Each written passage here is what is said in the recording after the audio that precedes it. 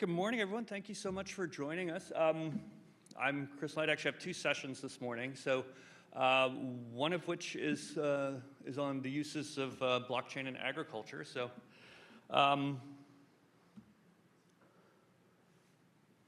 why is this important? Well, increasingly consumers want to know the story of their food, and therefore we think food traceability is the way to get there. Also, supply chain transparency. One of the things that came up with COVID and other things is that people didn't have their supply chains very well mapped, and there were some massive disruptions. If you look at certain things going on in the world right now, there are also supply chain disruptions. And if you're, say, a farmer and one of your inputs is fertilizer, you're probably paying a premium right now. So, yeah.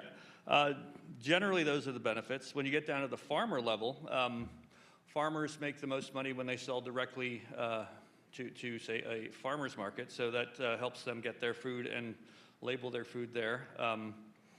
Additionally, if a farmer is able to track their or show what they're going to produce and has their farm mapped, they have a better shot at getting agricultural finance. And much like having a good credit score, the more information. Credit scores are, I was thinking about that this morning.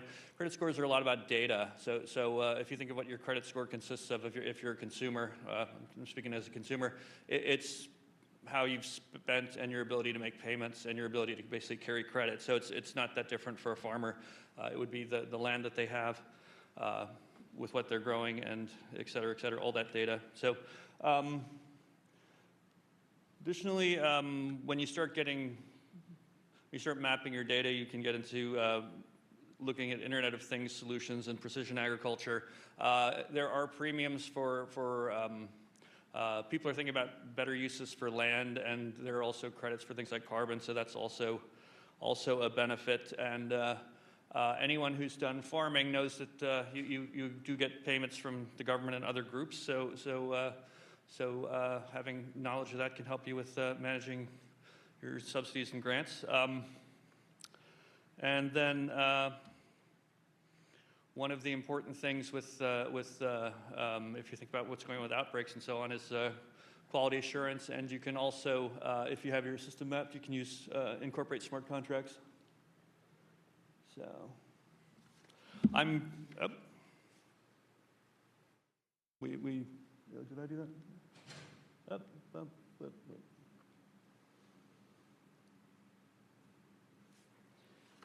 Yeah, okay.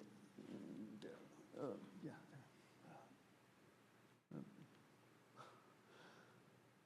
Tech is fun.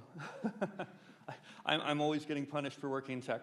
Let's see. Yeah, how does blockchain support traceability? Well, one of the ways is, of course, a blockchain moves forwards. It doesn't. It provides a tamper-proof record because you can update the record, but you can't.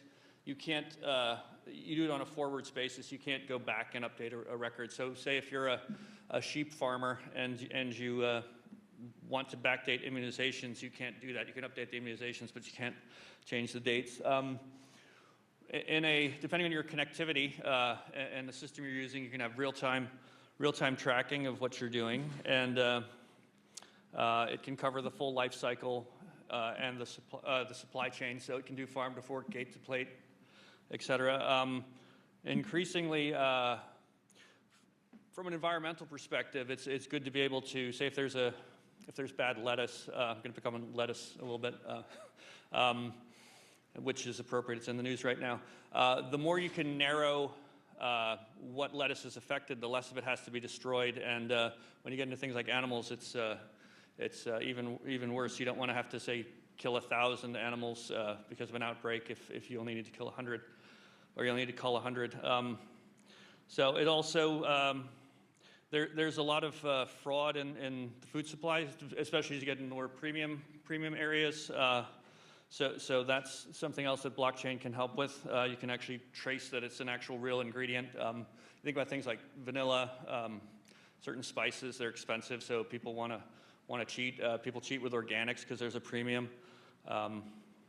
Anyway, nice thing with blockchain is it's kind of like an operating system, so it works with other technologies. It just sits in the stack, and All these things, it has benefits for the farmer and benefits for the consumer and benefits for the processor, so it helps everyone. Oh, no, we've lost. Okay.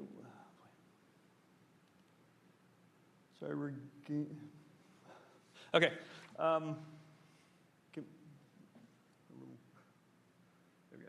Perfect. Yeah, as an example, I'm a serial entrepreneur. I'm a University of Maryland graduate. I have a Maryland-based startup that I started, in 2019 out of Rockville. Go Rockville. Don't go back to Rockville, any REM fans. Which we founded in 2019. We're a social enterprise. We started working with farmers in Africa around a disease outbreak, which is one of the one of the benefits of blockchain. Oh boy.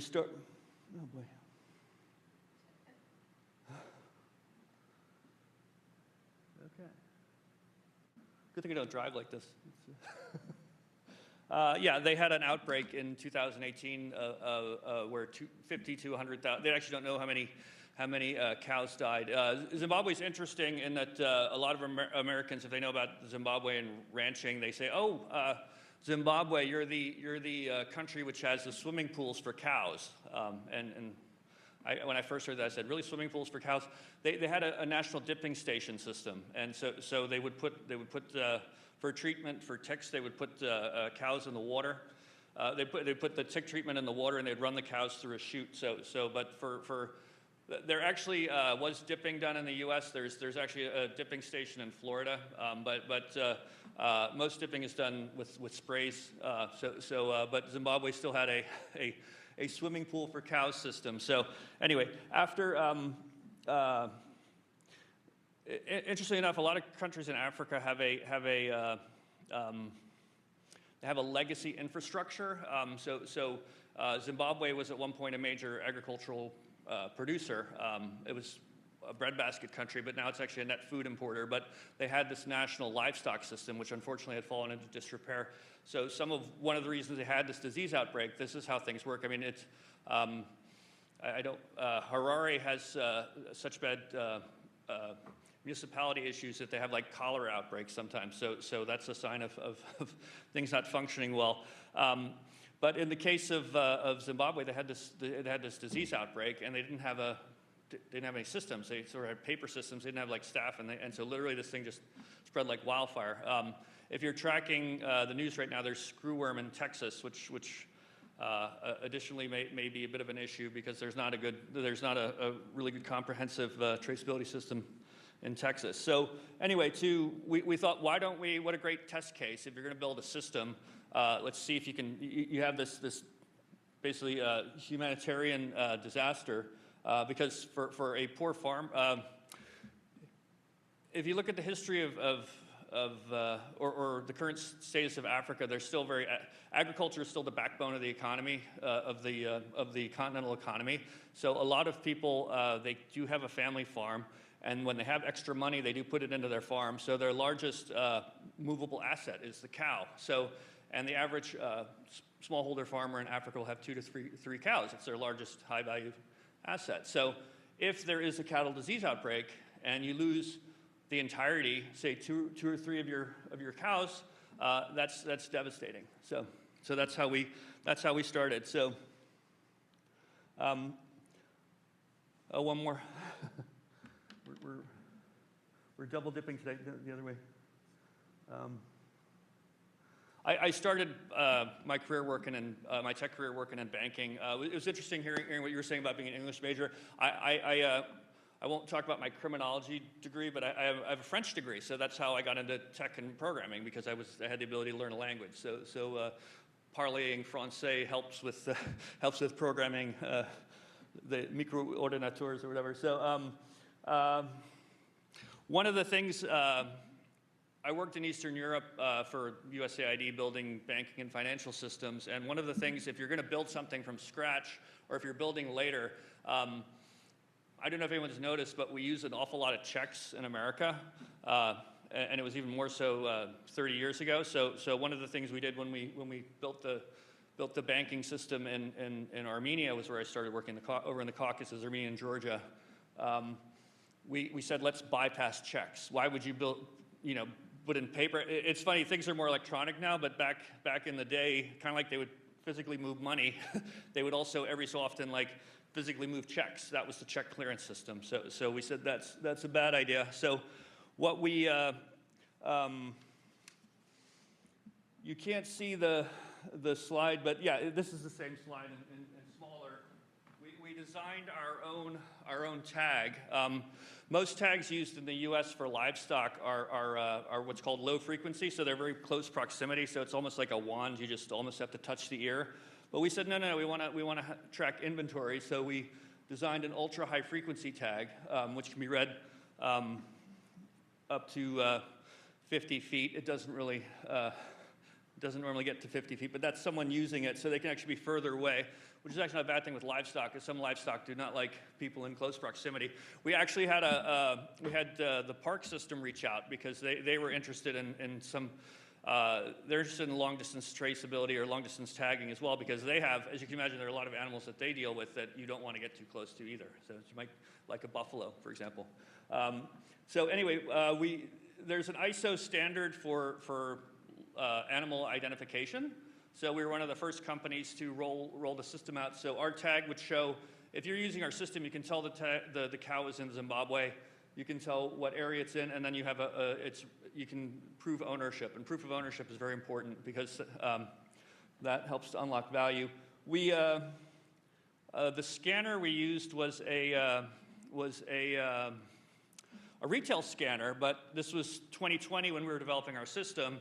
And this company had just developed a retail scanner, but the problem with 2020 was during lockdown, not a lot of retail going on. So we have a wonderful relationship with this company because we literally saved their product because they had developed this scanner where a cell phone sits on top, and it was designed for retail optimization. It reads barcodes and various RFID things, but we repurposed it for agriculture.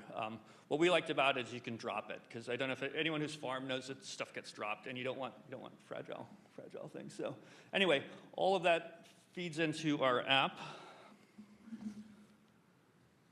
And now we jump two more. Okay, the next, I was showing the health record that we generate. Many of you are familiar with Carfax. We joke that ours is Cowfax. Why I left this in here, we love to be peer reviewed, but the system, this is done by Meat and Livestock Australia, and it shows the way different technologies are ranked. What's interesting about this slide is that it has the different technologies, but say, like our system is ranked higher than blockchain, and Uruguay probably has the best system on the planet. We're very pleased Australia liked our system that much, but you can see how any one of the technologies on their own doesn't really get you to the top, but when you use them in combination, like we don't just use IoT or blockchain, but we use a combination of technologies, and that's what helped us get to the top of the rankings. So, next slide. Oh, I can do. Okay, good. Can we? How do I click that? For anyone who's done a startup, one of the things you love is publicity. So we were pleased that China actually featured our system in a news announcement. Is it possible to click that? It's a video. That's working. Here you go. That's a different one. This is fascinating. Okay, that's my co-founder. It's actually launched a different video, but that's fine. I was going to show that one as well.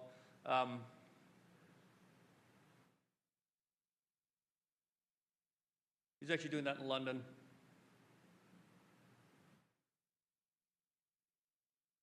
Anyone who knows stock footage, that's actually Kenya.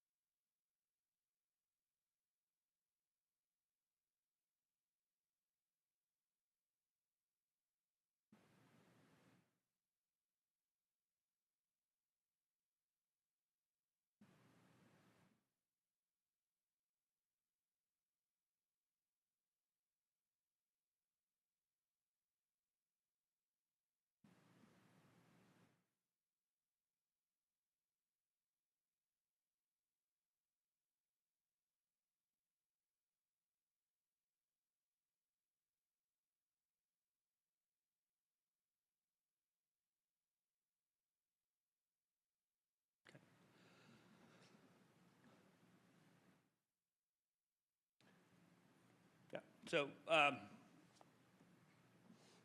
the purpose of that video was actually, it's not the press launch, but it does show that we were published in The Economist, when was it, in 2022, because our system is being used for pension assets. We have, because of our traceability system, a cow is now considered a pension asset that a pension fund feels comfortable enough investing in livestock using our system to basically grow, and they consider it manages the risk to their portfolio. So that's with Africa having 20% of the world's livestock, we think that's a pretty interesting use case. Also from our system, as Max was saying at the end, you think about digital product passports, and if you want to export, the target market for Africa is to the European Union if you're exporting agricultural products, and there are requirements for things like forest-friendly beef, and our system helps. Using a digital product passport, you create that record, which can be used either to sell the animal on the market, it can be used to sell the animal on the market, and then also to process the transaction all the way through to the end market. So.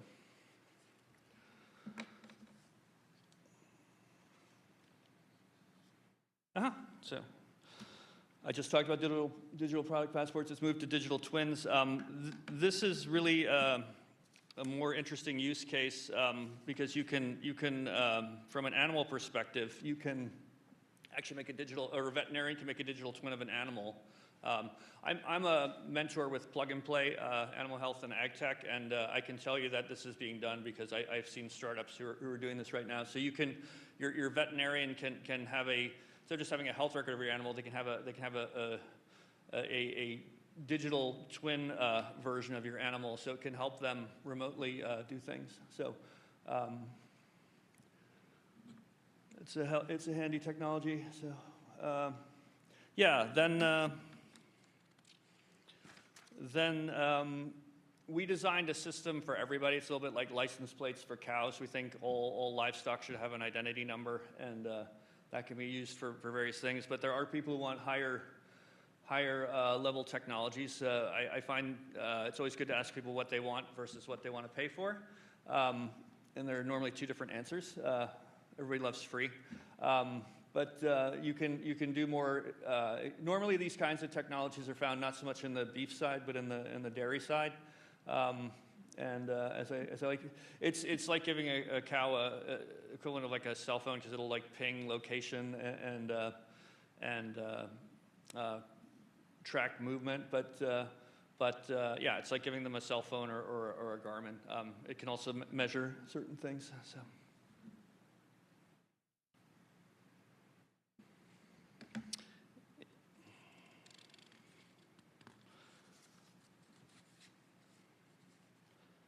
Yeah, some of the things that IoT can be used for are dairy, sheep, poultry, and aquaculture. And then, yeah, you wouldn't be, I did not do that. Okay. You wouldn't be doing, oh, there we go.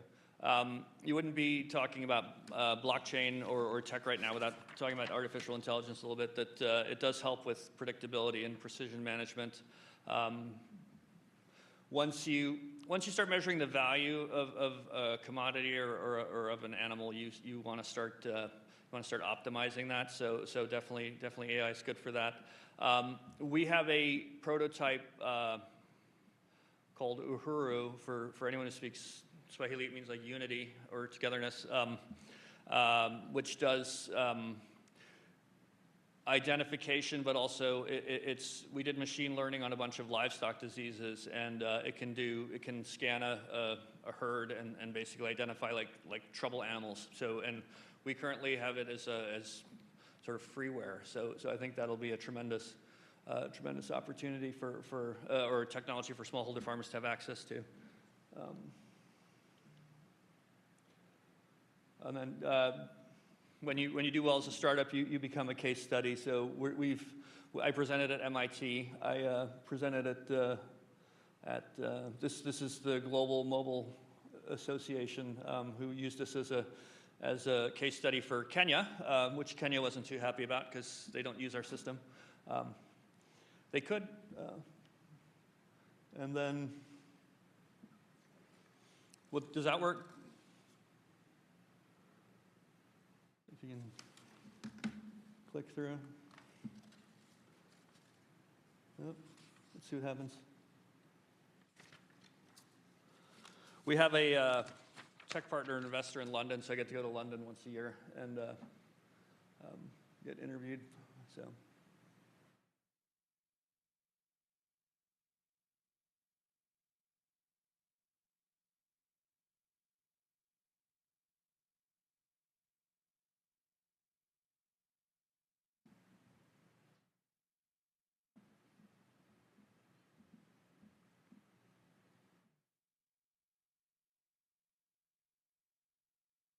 You have to remember where the camera is when you're speaking in one of these.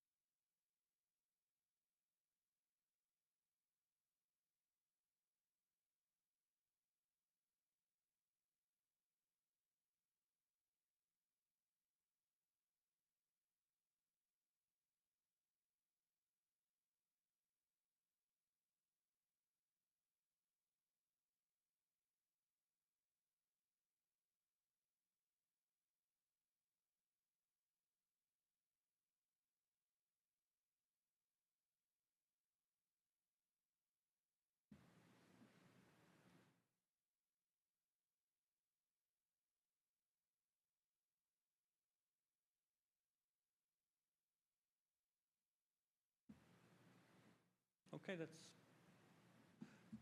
basically my talk. Any questions?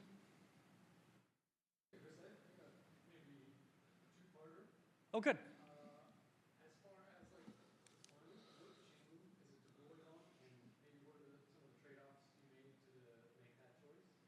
And then the second part is, I understand that you scan some livestock. Mm-hmm. Can you maybe walk through a quick end-to-end overview? Like, I scan, where does it go, and like who views it and why? Like anybody, like a farmer can view it, their system can view it, the company can view it. Well, some of this, I'll answer your chain question. We started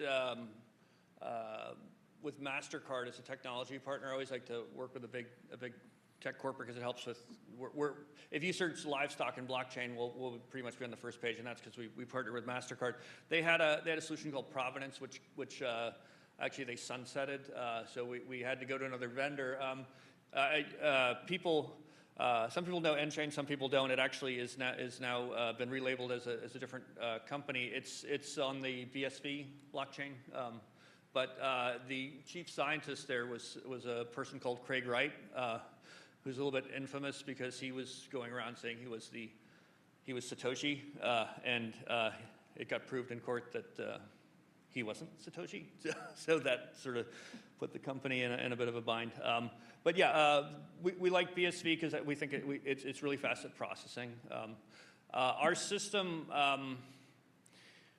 when you're designing a system which has broad usage, you always have to think of all your users. So our core system does not actually require someone to be literate or someone to even have a cell phone as long as they're registered in the system. It's a little bit like, because it's an ID tied to a health record, you'd want to think about it a little bit like akin to going to the doctor.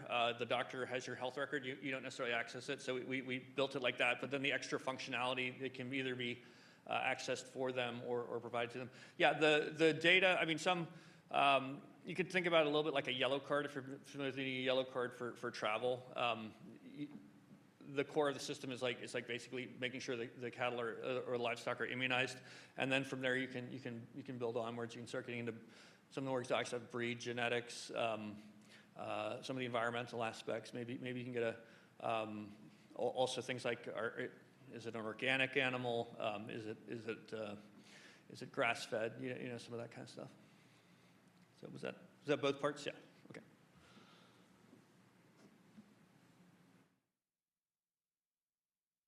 Yes, sir. So one thing that was not clear for me with explanation is that how do you, based on the tagging, how do you see the life cycle of the livestock, right? So when do they get the tag, and let's say you sell it to me, Yeah. how does that show in the system, and does the system expire as far as if someone bought it and killed it for other purpose? How do you Oh, for traceability,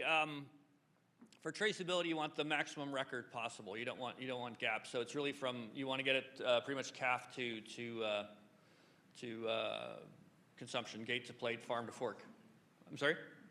all the way to the butcher maybe? Yeah, all the way to the butcher. Yeah, abattoir. Yeah, we have to. It's funny. Consumers want to know the story of their food, but they do want some things to be glossed over. So. Yeah. That's all in the app, like, if something happens, could the user update the app, like, oh, this cow became this, and like, would you update it that way? It's a multi-process because we don't want they can put information, but it should be verified. Like a farmer's not necessarily a vet, but they could do certain treatments. But yeah, we use blockchain for provenance, but we also try to have different user authorities. So the other thing we of course built in early on was farmers always want to know what each other are doing. So obviously you got to keep that segregated. And when because our system is designed to be like a national level system, the data gets sanitized the higher you go. So say if you're a government, you can see aggregate data, but you can't see individual. Ooh, farmer. Rancher.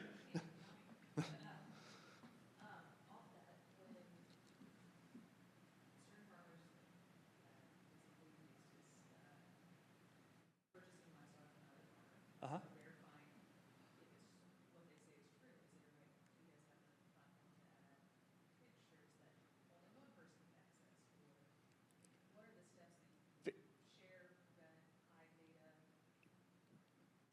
There are ways to put, like if the cow has a different tag number than ours, there's a way to put that in. Pictures are tricky because they use a lot of data, and they're not necessarily helpful. Yeah, it's something comes up. Why don't you have a picture of the animal? Well, actually, I think for the higher end you can do that, but it's for the basic it doesn't. You would put if you put the color, if you have the coloring schemes right, that actually solves a lot of it, because if you say it's a brown and white cow and the cow's black, that solves some of that. So.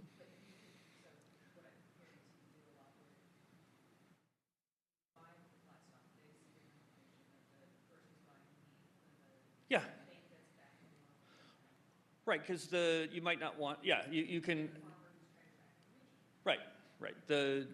in some cases, people, like I know in Europe when you're buying meat, you can actually see the farmer a lot of the times, but not everybody wants that. But you do want the health record. You want to make sure it's immunized. So some of it's just at a basic level. So any more? Oh yeah. Hi, sir. Chris, can I ask, might be complicated, it might not, it's kind of specific. So let's say I'm a farmer in West Africa, Liberia right now.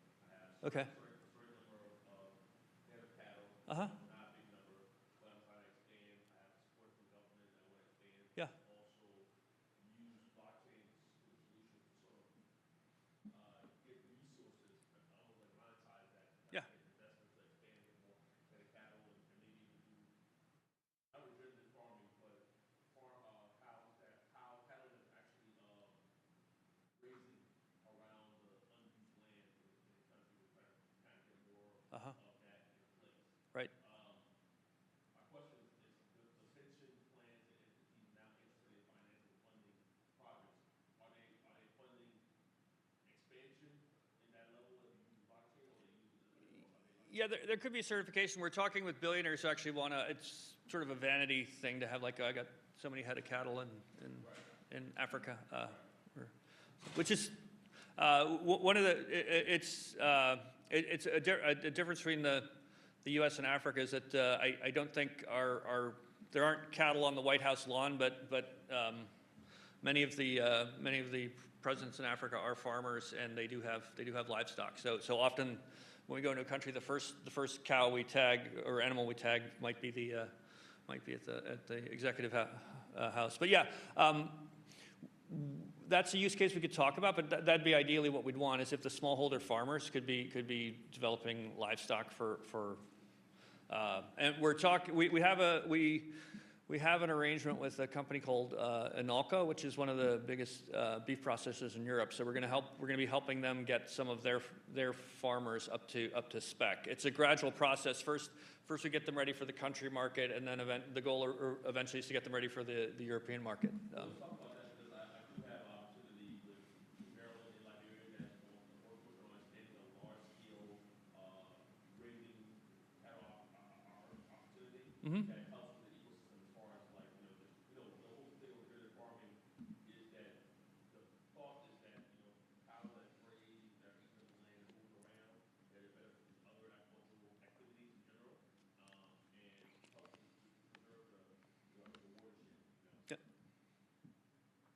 Yeah, happy to do that. We can do that separately, or we can do it right here, and then everyone can learn from it.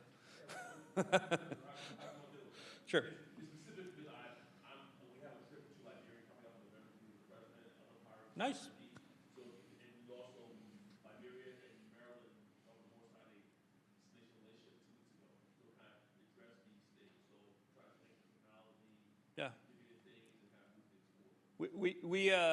Ireland is one of the top traceability systems, and Maryland has a relationship with Ireland. So it's funny. We'd like to work with Ireland, but our system's actually better than what they have in Ireland. So which it was in that thing I showed. We're doing a partnership with Uruguay too, because when they're that good, we want to learn from them as well. And plus, we want to be doing other languages. So you're happy to talk. So anyone else? Bueller. Thank you.